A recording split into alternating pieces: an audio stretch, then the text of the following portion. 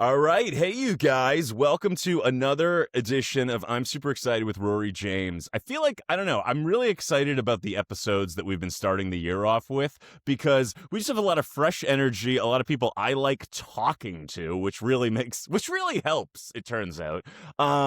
And today we have the return of somebody who people really liked when she was on last time. It's a dear friend of mine who I go way, way back with. Please welcome back the glamorous, the fabulous, the gorgeous Donna Kim, darling. Hi, darling. Oh, Gee, thank you for having me again. I had to drop the Mariah darling in. I couldn't resist. It just comes out when we're together, So we're gonna even if talk it's about virtual. a lot of fabulous things today, including since you've been on last, you got married. I was there. Oh my gosh. But our lead topic this week is something that you and I have been connecting over recently. It really hit me out of left field, but it's a pop culture moment, and it is the comeback of pop star Hilary Duff and her new album, which is actually incredible. I didn't see it coming.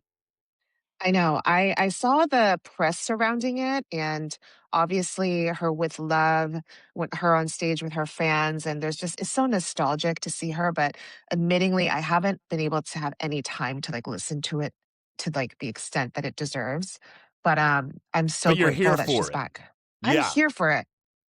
Well, I okay. love Hilary Duff. Well, okay, so let's get into it because we are her demographic. We are the age Hmm. we are millennials and Hilary Duff. Okay, so here's what's an interesting thing about it is I want to preface this by saying I was never opposed to Hilary Duff, but I was never a fan of Hilary Duff. I just was aware of Hilary Duff because for Right. people our age, she was a huge deal.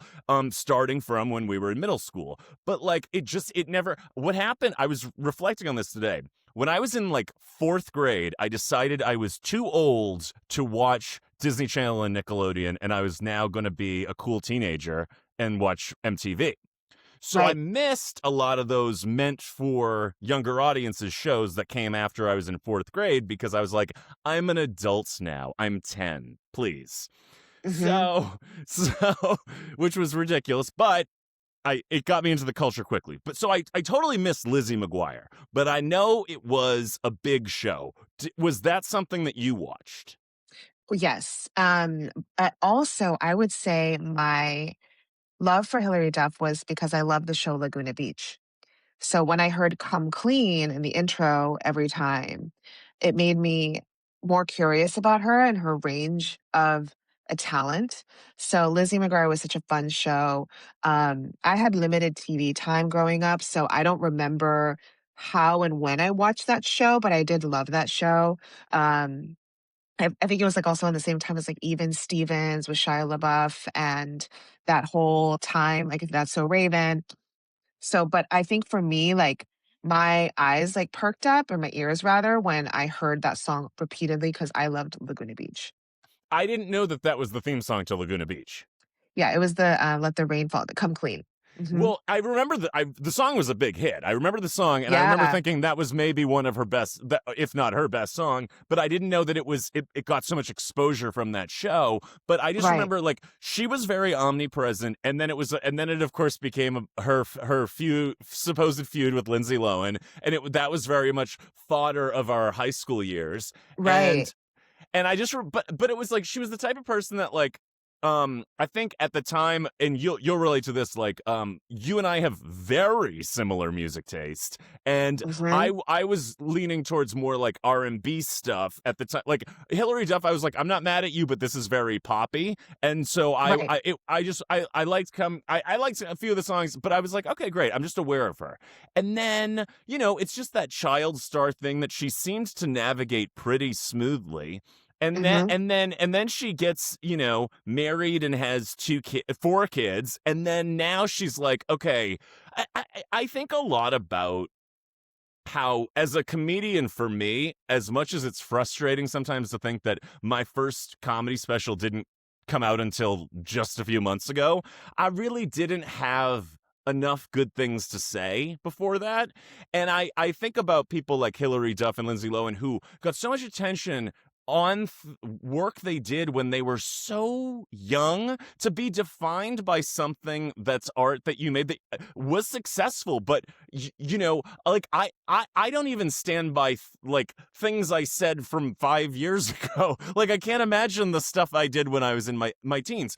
I would imagine there must be some.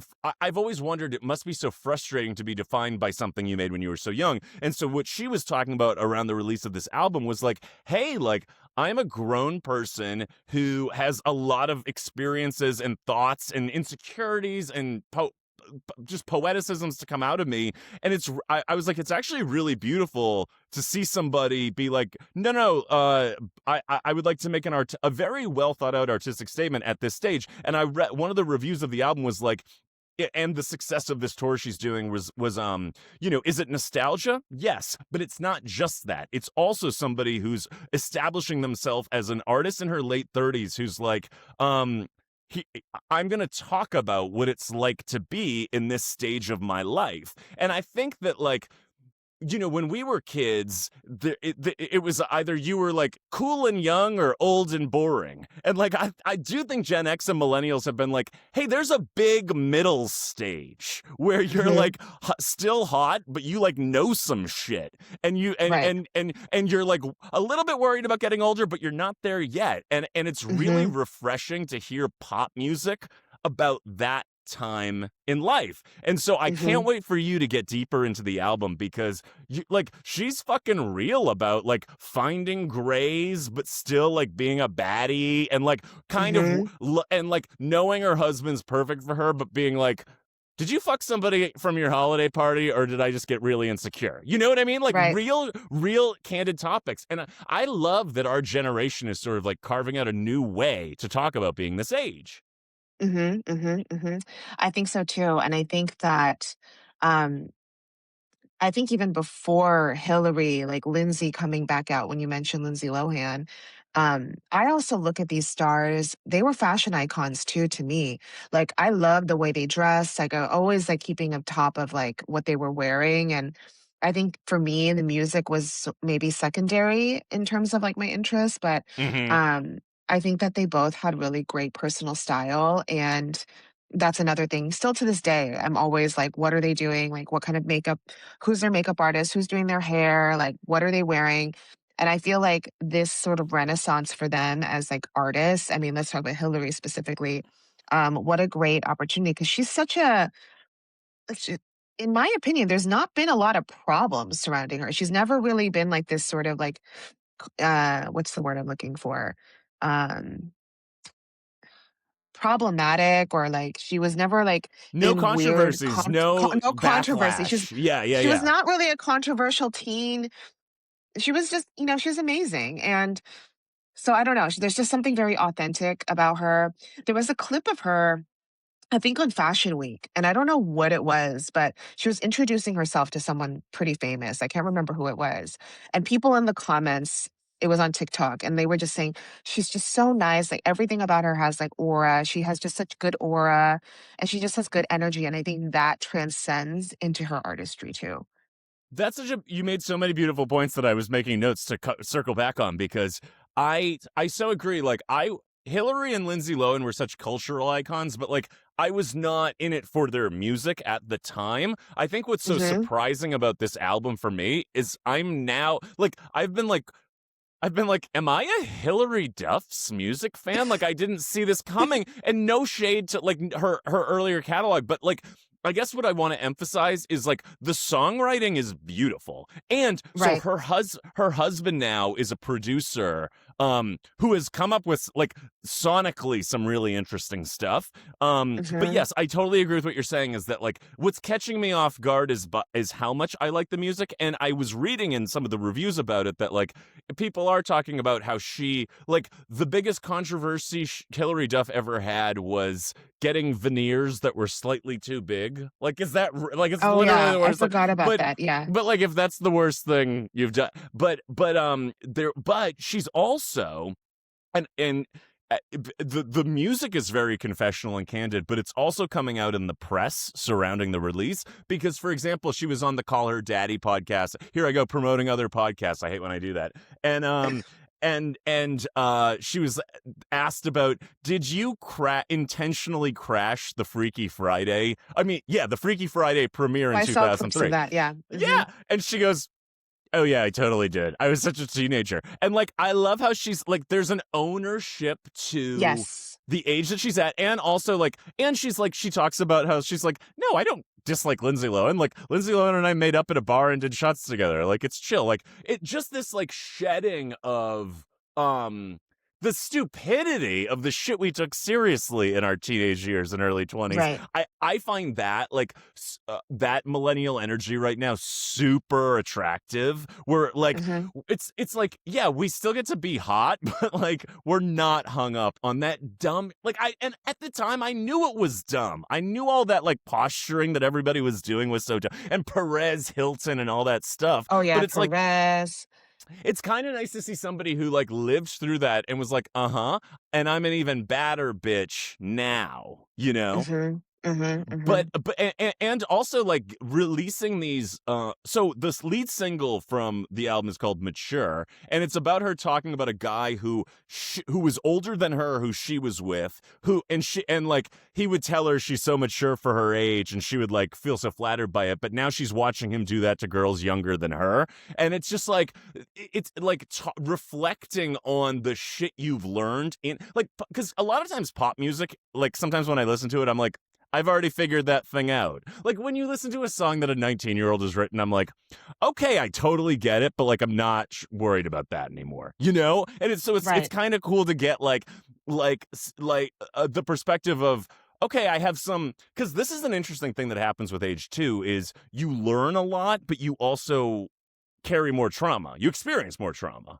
And it's Hmm. about balancing what to do with the lessons you've learned and the fucking wounds you have to heal. I'm curious, like, has your music taste changed not just because of the times, but like because of like you being in a different stage in life?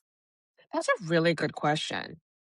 I don't know. I really truthfully think that I think you know this about me too. Like I enjoy music in all genres. I think I have more of a gravitational pull towards R&B just because I mean, you can tell me why you think it is, but I think for me, the storytelling is beautiful. I think there's a little bit more theatrics and when it comes to like the We're music video. dramatic, that's why. Very dramatic. I love the theatrics. I love the passion. But my music taste changes. I would say based on environment or the mood. So I don't know if that answers your question, but like I am so receptive to like the vibe of where I am. So for example, like working from home, which I've been doing for the past 10 years, like I'm not listening to super deep R&B. Like I'm listening to more of like that folk type of music in the background just to kind of set the ambiance. And I think that's really important for my mental health too.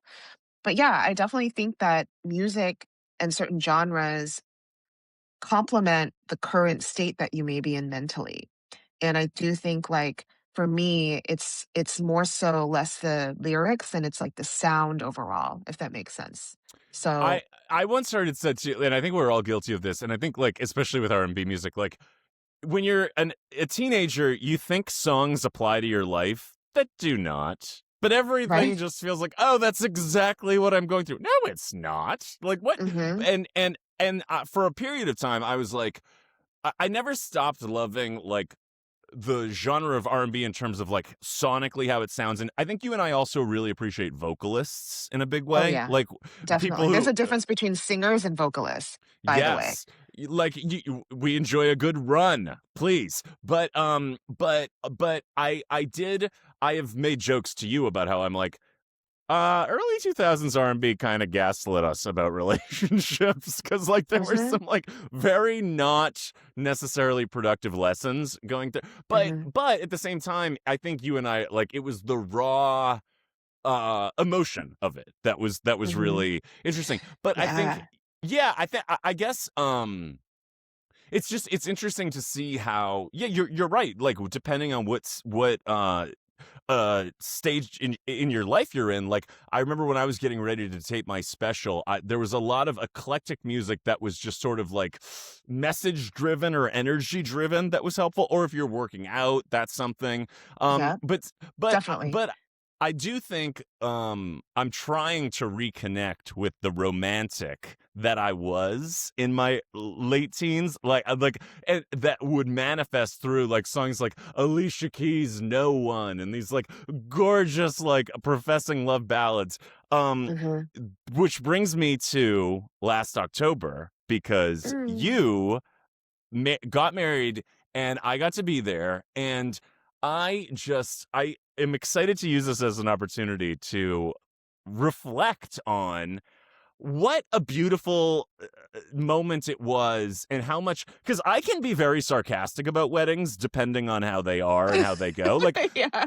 but okay, let's preface this with you write about, like, tell people about like your weddings journalism and how high profile it is. Oh, yes. I mean, I have been in the wedding industry for 15 years, I would say, as a writer, as an editor. I still do it, and I write for the New York Times wedding section. I've written for The Knot, Harper's Bazaar, um, Brides, Martha Stewart Weddings, and I Hello. just, hello. And I've just been, conduit of love. I love love. I am surrounded by romance in all kinds of different ways, and I'm an advocate for love. And I can't believe that it's such a huge part of my career. It's wild. Well, I mean, it's so funny too because what I love about how you and I meeting when we were 18 years old is that, like, you can almost watch your friends, their careers play out, and sometimes they're more surprised than you are about it. Because you know how, like for example, like, I have friends who I'm like, I watch them have anxiety about their career, and I'm like, I don't have anxiety for your career because I trust your talent and brilliance so much. No one can, you can't tell somebody that they're not going Hmm. to feel that. But like, it's so interesting to me because where you ended up makes perfect sense, knowing what I know about you, that you are romantic, that you are glamorous, that you are fabulous, that you are an amazing journalist, that you have so much media experience. And yes, I just wanted to make sure that the audience was aware the level to which the publications that we're dealing with are with you. But so something that happened to me is that I used to have a chunk in my act about it was a very sarcastic chunk about weddings, but it's not because I come from my mother has 10 siblings. I come from the biggest family. I've been going to weddings my entire life. I'm a weddings expert. What I like to make fun of is when they get to cookie cutter and like performative and not authentic and like the dark side of weddings. Right. Your wedding was such a beautiful Hmm. exercise, and I was like, oh my god, this is exactly it was so you, first of all, and it was like it, but not in ways that were um you, it was okay, it was authentic to you, but you were also clearly looking out for how the guest experience was going to be. So it wasn't like a bridezilla moment where it was like a Donna just wants to be the star of the show. You were like, oh no, like, for example, I think people might want french fries at 11 p.m. We did, it turns out we Hmm. did. As your favorite.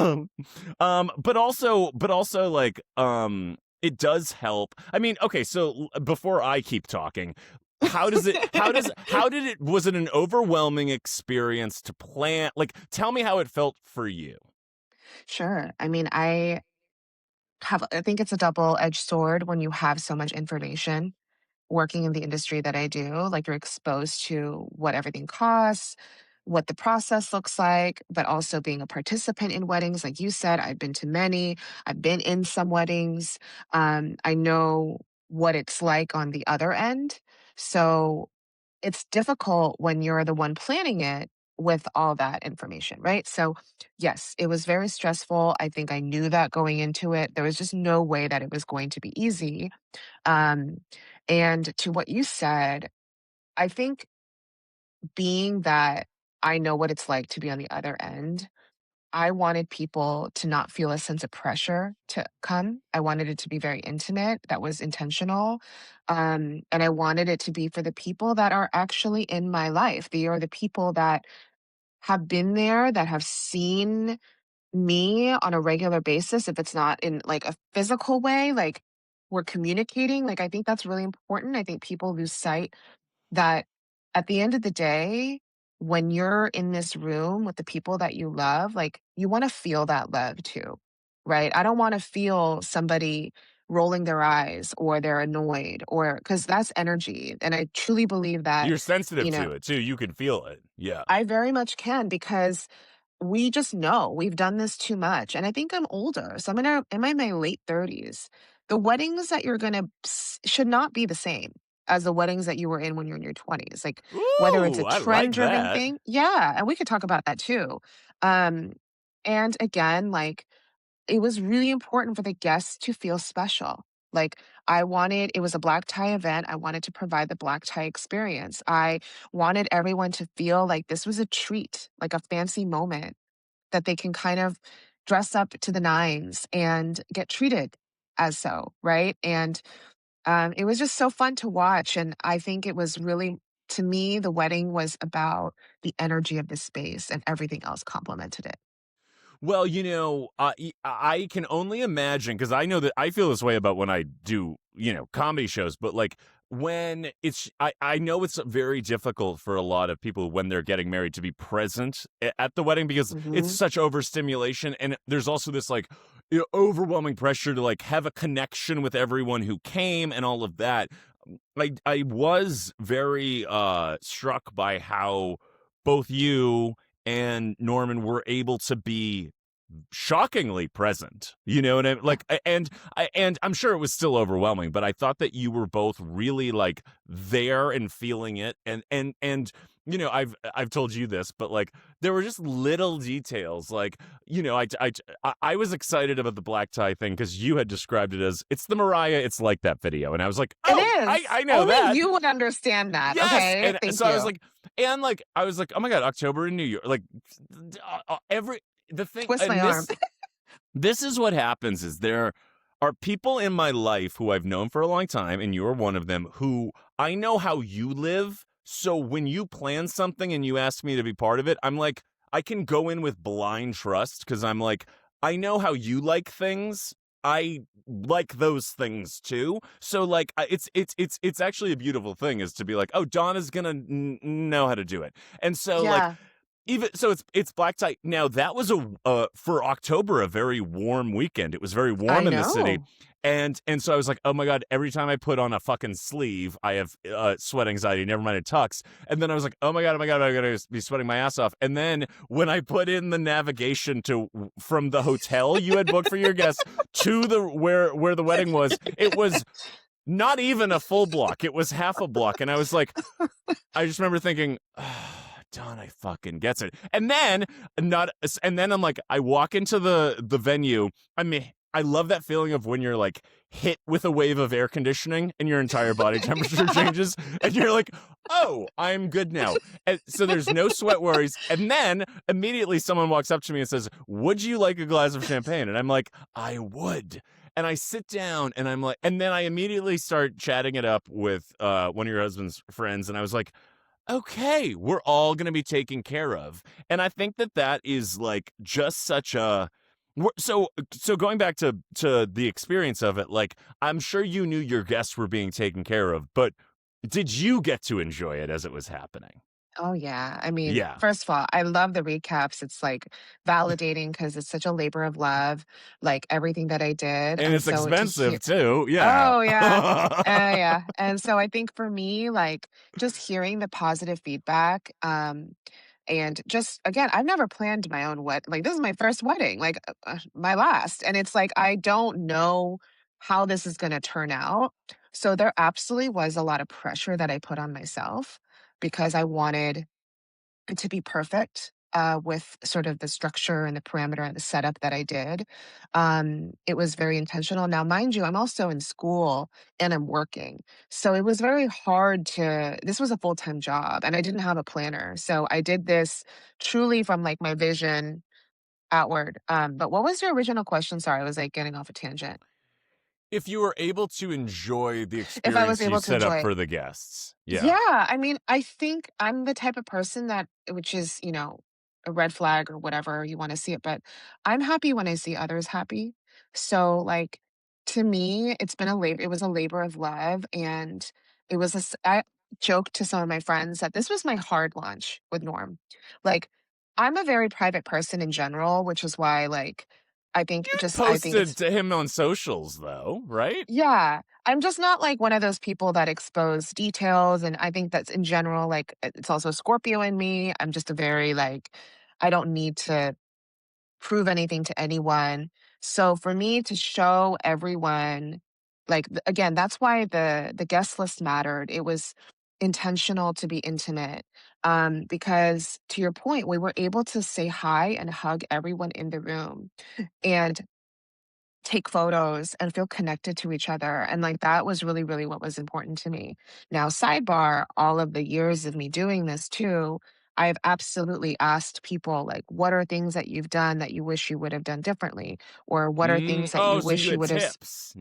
I Nice. had a lot of tips in here. So to take those tips and keep that in the front of my mind, because I knew inevitably that it was gonna be a stressful day. Like, I just knew that like, so when you go into knowing that it's gonna be stressful, it's gonna be less stressful. So, like, how do we mitigate the stress? Like, how do we, like, eliminate as much of it as possible, right? And I have to say, I wasn't stressed. I was so happy. I could It felt tell. like a dream. It was, like, unbelievable. Like, I felt out of body in many ways. Like, I was like, "I can't believe this is happening." I seeing you and, like, it was so important for you, to be there because you've known me since I was 18 years old. Like, it was so special, right? Because it's full circle, right? It's like feels like no time has passed. Um, and I think like it was to me, like, I think you remember this when I said this too in our, the officiant was saying like, I consider everyone here extended family. So they're not just like friends to me. This is like a deeper connection that I feel with everyone in the room. So yeah, I had the time of my life, and it's still like, I'm still relishing in it when I see pictures. Well, I think part of a lot of my sarcasm about weddings in my act had been related to having an extended Irish Catholic family who like a lot of the traditions are so ridiculous, but when I see it done the way that you did it, I'm really struck by how like beautiful and touching it is. Your vows were gorgeous. Like it felt like I don't know, it was part of, and then I felt like I don't know, I felt like all the couples at the wedding, like as the night was going on and people were having drinks and stuff like that, I was like, people are getting touchy. Like I was like, Yeah. people are in the mood. So it's like it's like you're you're setting the tone like quite nicely.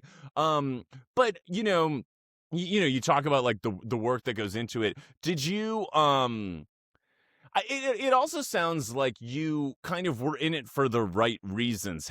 Yeah. have you been to weddings where you're like, "Oh no, this is not like you must have had experiences too where you that were learning experiences where you were like, "Oh, this is not how I want to do it." You know? I mean, between us and your listeners, of course, and I'm not going to mention specifics Of because it course. would No. expose, but definitely. And also just hearing other people's stories, like my close girlfriends and you or anyone else tell me sort of what happens. And obviously, in my line of work, like I definitely have an awareness of what not to do. And I do think that a lot of the times it's not your own independent choice. So sometimes there's things like whoever's paying for the wedding, they have a lot to say, or, Family dysfunctional stuff. family Yeah. dynamics and, things like that. And then also, again, I think our age plays a huge role. I'm not I was not a younger bride. Like I'm a bride in my late 30s. And therefore there's difference in taste, in trends, in etiquette, in all of these kinds of things that are just not going to look the same. So I didn't have a bridal party. I didn't have a traditional sort of anything really. And I would say my wedding was an untraditional wedding. It was very much I picked and chose what made sense for Norm and I.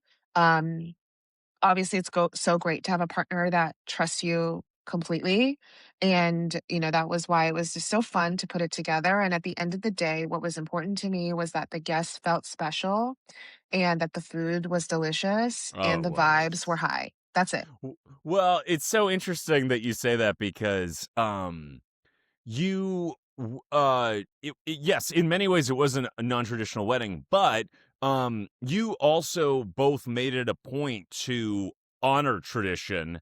I mean, he explicitly said it in his vows, like about how Hmm.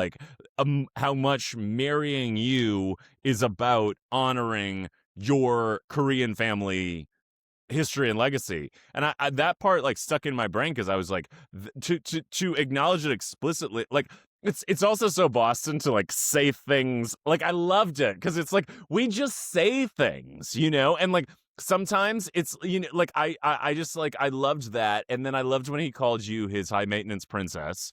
Yeah. Was that yeah, yeah. And I was like, Sky wait, is blue. if a man ever says, like, when a man says that to me, Donna, that's when we're scheduling my wedding.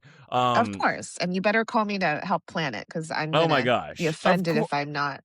of course, no, of course. And by the way, this was also I was reminded this wasn't the first time I had met your brother, but this was me getting to know your brother a lot more and his Yeah. soon to be wife.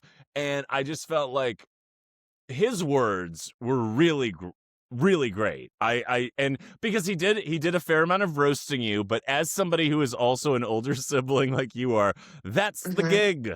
We Yep. will be get and you were really funny about it because like when he was like joking about you singing Celine Dion through the walls, it's like, I mean, being Donna Kim's younger brother isn't that different than being Rory's younger brother because there's a lot of diva balladry going on that you just understand second. I said to my brother recently, I was like, do you know how helpful it is that I exposed you to the culture I exposed you to for the women in your life to like my brother has seen the First Wives Club so many times. Don't tell me that hasn't helped his romantic life. You know what I mean? And so Totally.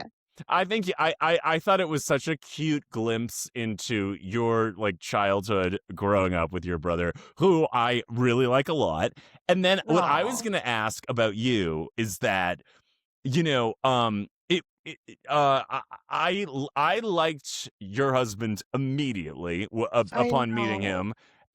What why do you what do you think about Boston guys, and why do you think you know how to handle us? It's so funny. I didn't know. Again, like sometimes it's like an oversight. Like I just forget because you are from Andover. I remember that, and I don't know why that stuck with me because I just Great memory.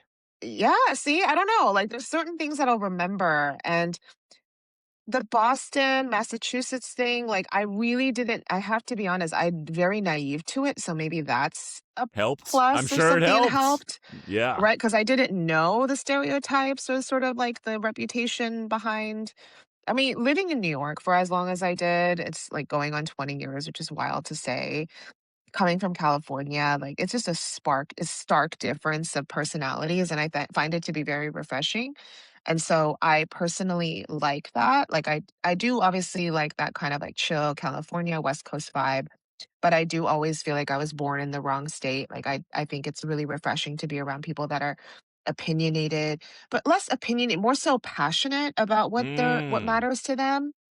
And I think I consider myself a very passionate person in anything that I do. So for me, when I met him and just how passionate he was about talking about it could be the most mundane thing or just anything that's going on. Like I think that was what was like captivating to me because it's just really, and I think I said this in my vows too. I've never met somebody that talked more than I did on a date. And that was so refreshing. So it wasn't like, "Oh, because this is how Boston guys are." Like, I wouldn't know. Like, I have no clue. Like, it's like when people say, Right. "Oh, like men from the South," or whatever. Like, it has no context to me. I don't know what that means, and I have no connection to it otherwise. Um, but I obviously like knowing that, you guys are both from Boston and I adore both of you very much. Like, it was like, what a win-win. It's almost like you and I, I always say that going to being in California, sanded down my rough edges and really Mhm. because when you're a Boston, New York combo from the jump, Donna, did I tell you about the anonymous DM I got from someone from NYU? I did. Yes, I did. Yes. So, this is what I'm talking about was that, the perception of me, and I've talked about it on the podcast, but this man is coming to me all these years later, being like, I had such a crush on you, but I was so scared of you because you seemed like such an arrogant Boston asshole. And I was like, oh, because I was. But it wasn't because I was confident. Those were all insecurities. I'm Right. approachable now because I'm secure and very confident. And Yeah. so and that's why also I have to say I really value the people who, oh my gosh, this, all right, this is not going to be the first time I get emotional on the podcast, so it's not going to happen. But Oh. I think about the people who saw something in me before I was fully developed or ripened or whatever verb we want to use. I don't stamp when I was 18 and 19, those early years at NYU. I don't stand by the personality I had then. I was Yeah. underbaked. I was coming out of a very abrasive confrontational household, and I didn't Mm. understand how to communicate properly. And Right. so when people reemerge in my life and are like, "Hey, I knew you then," I'm like, "Oh God, what did you?" And so that's why it wasn't surprising when he was like, "Oh, that's that." But I mean, it was flattering that he was attracted to me, but it was like, yeah, no, to think I was an unapproachable asshole, that might be right. You are one of the few people who I felt saw something in me. So what, a lot of this conversation with the secret admirer from the college days is him talking about how I've glowed up. And I'm not saying I'm that great now. What I'm saying is there's a difference between then and now, and it's pretty Mhm. stark. And so I've always felt like you saw potential in me at a time when nobody really got it. And I just felt Mm. and then I would look at you and be like, oh my God, Donna Kim's literally the most fabulous person at NYU. And I just remember thinking if you think I'm fabulous too, then let's just give me a couple of years and I could be fabulous. And so your vote of confidence, whether or not you knew you were giving it, was so impactful. And just know that you seeing that in me was helped me push through the glow ups, you know? Wow, that's so sweet. I didn't know that. And it's so sweet because I never considered myself to be fabulous. I just it felt like it was everybody would a lot of people would describe me as such. And I didn't know how, and I guess it's an aura or something. But it is really kind and sweet and always takes me aback a little bit because I think for myself, I just wanted to make as many connections and see who would be a really great quote unquote fit or a great bond. Or at that time, we're so young and a lot of us don't have existing friendships here. And if we have a common ground, whether that's music or a hobby or something, that to me is the glue, and I think you and I, we bonded pretty quickly over music. And um I don't remember but we also were in the same major, right? So Yeah.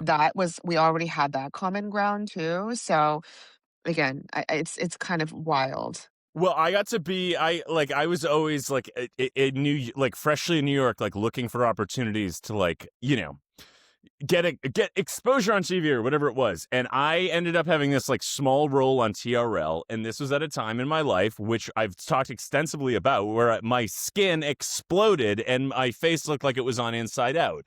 And I just have this very vivid memory of going to your apartment in the Village before I went uptown to Midtown to go to MTV. And you putting on makeup on my face and the look on your face was, we got this. We're Oh I my god, just Donna, it could make me cry right now because I was it was like somebody looking at me being like, you're more than what your skin situation is right now, and we can do something about it. And it was wow. so empowering. And that's exactly what I was referring to before about where I was like, oh no, you were like, oh no, this isn't a deal breaker. Let's just beep up, boop, beep up, boop, boop, beep. You go on TV. And I was like, oh my God. And so that at a time when I mean, you remember, I was like 6'1" and like 125 pounds. Like it was a completely different reality for me. And I was like, okay, if she thinks I got this, like, and it just goes to show, like, particularly at that age, you never know. The little comments you make can give people like 12 months of confidence, you know? I agree. And it's so wild because it was all such a blur, but that makes me so happy. Even I'm proud of myself for being like consistent because I like to pride that I always try to be consistently kind from the very beginning, even though, and I have some friends that we talk about like our reputation, like our network is our net worth. And I think for myself, like I didn't know anyone here and I had a really hard time socializing in San Francisco. So one could assume that I'd be a really nasty person and not be kind and be more closed off and mistrusting of others, but I chose to be the opposite of that, and I think it's really helped me in so many different ways. And it's like, yeah, like to me, wow, like I guess I would do something like that. Like I didn't even think of, I don't remember this, but now I can think like I probably did. And I think you, again, like just, I think you and I were believing in each other so much Yeah, with our goals. that's a really good way to put it. And I think, well, you know, I think we both had like very grandiose visions, but I think we both looked at each other and were like, yeah, I think you can do it. Like it was Yeah. that kind of thing I where it's mean, like yeah. And I think we were like, yeah, we can do it, you know? I And loved it. yeah. No, and I think I don't know. It's just there's a very beautiful thing about being there for each other at that very vulnerable early stage, and then also to this day being like, bitch, keep winning, keep accomplishing what you want to do. Our goals can change and evolve, Mhm. and that's good, and that's okay. And Yeah. it's you know, like I don't know. It's also like when I'm sure you can speak to this, like when you have successes and failures, it definitely teaches you a lot about who's really in Hmm. your corner, you know? Hmm. And like Hmm. it's what I did not see coming. Like I've definitely known what it's like when like things aren't going great, like who's around. But what was surprising to me was that when I have successes, that some people can't stand them. Hmm. That was new. I didn't see that Hmm. coming at all. And it's Hmm. like Mariah talked about that in her book about how like sometimes she was like, I think my mother was actually super jealous a lot of the time. And you're like, Hmm. oh God, that sucks. And I'm not saying that about my mom. I'm saying that about various other people. But Hmm. like, do you feel but something I'm working like I've realized in therapy is like we're at an age now where like external like validation from peers really should not be on my radar. And there's Hmm. something that's been so cool about being like I said to my therapist like in the first couple of sessions, I was like, at what point am I validated? I was like, is it now? And then I was like, I think it's now.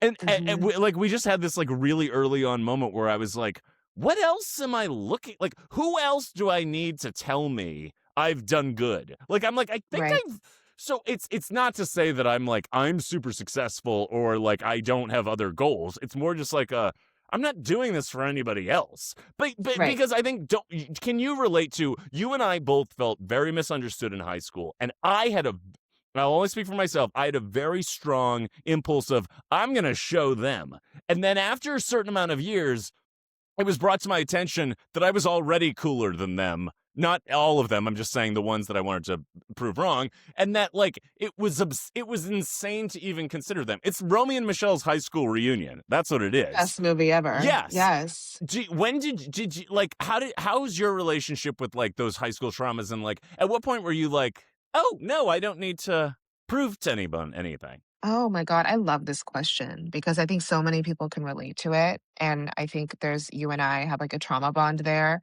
of Big just, time. we are good people. We have a lot to offer. Why wouldn't you like us? It's so simple. I don't know what quantified or qualified this weird criteria to be cool and accepted and popular at this I think it's because 4 year. I think it's because we were fabulous and they fucking knew it and we were different, you Probably. know? I Yeah. mean, it's 4 years of our life. When you really take a look back, why do those 4 years matter so much? When really, to me, it hit me actually, to go back to your question, I would say enough was enough when I was junior year. I knew that I was gonna be in New York. Like, there was no ifs, ands, or buts. Whether it was LA or New York, I needed to be around the things that interested me. And I will tell you, like, my spark of journalism and media came from the dentist office.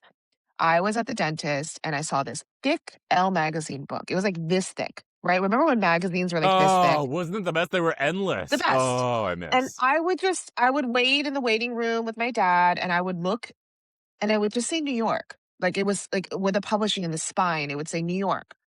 And I just knew that's where I needed to be. So I think for me, like, even though I was internally and emotionally really hurt that I couldn't find connections and I tried really hard. And I found my way. Like, I think my survival skills definitely kicked in. Like, I found comfort in theater and I met friends with the theater kids and the choir kids. And I found my way, but I think the drive and the goal was New York. So I didn't care anymore because even though I was internally going through things, my goal was to get there in whatever way I could. Right. And so I didn't know at the time because we didn't have the internet in the best capacity to like research what programs are in New York. Like you would just hear of NYU, Columbia, Parsons, and Juilliard. Like I didn't know that there was a school called FIT. I didn't know LIM. I didn't know like I didn't I mean I knew Cornell, but I didn't know like the extensiveness of New York's schools. So for me, like that was my goal and that kind of kept me going. And I think that definitely transcended in other parts of my life. So yeah, like I don't even think people in my high school will remember me, quite frankly, because I was way too focused my junior year to get to New York City in any way, I shape, think and you and I form. both. Well, that's another thing we had in common, which was that was my North Star as well. Especially growing up outside of Boston, where it was like it felt like it was. Well, it's right over there. We could get like it Right. felt like Two and hours on so the train, right? Yeah. on the train. Well, yes, and but it was just like it could be done, and I just that was my and so that's why I was like if I hadn't gotten into NYU, I was like Fordham, like what are the other options? Like what are the and I was because I was just like I knew it had to be New York or nothing, and then just like you know we moved to New York at the exact same time in Hmm. August 2006 and and I don't know who the fuck it's August 2006 that's what it was. Yeah. I've decided to not play that game of like Me oh it's a too. I don't weird care. number. Yeah. And No, I'm proud. and We've done so much. but dude, like I loved going to college with you, and I Me love even too. more being an adult with you because you have blossomed into an even better iteration of yourself, and So something that have I you. thank you, and something that I'm realizing that's the point of getting older, Yeah. is to Yeah. evolve and Yeah. learn and like get better and gain wisdom and all of that. So it's Yes. I feel such a, as we get older, I feel such a bond with people who are our age because we've been through it at the same ages together. It just feels like it's a bonding factor that's like pretty great. Absolutely. I Well, agree. thank you so much for coming back on the podcast. I just want you to know everybody Are we loves done when you're already? Oh my God, that was so fast. everyone loves when you're on and you're so good at it. So I want to have you on as much as you ever want to be on. But Donna, you were fabulous the day I met you, and you're only more fabulous now. And it was Oh, such an honor to watch you get married and be there for that, and just like to be part of this chapter of your life all these years after we met. I mean, wild. I know. It's so surreal. Like, I can't believe it. And like, I think you and I, when we talk, it doesn't feel like any time has It passed. doesn't at And all. it's weird. And like, we are a testament that you don't need to live nearby to maintain a close friendship. Like, you really don't. That said, I will be in New York this spring, so let's make a plan. Let's do something. Done. Done. All right, you guys. Well, Donna, how can they follow you on Instagram? Donna Kim NYC. Donna Kim NYC. Is, And until next mhm. week, you guys stay super excited.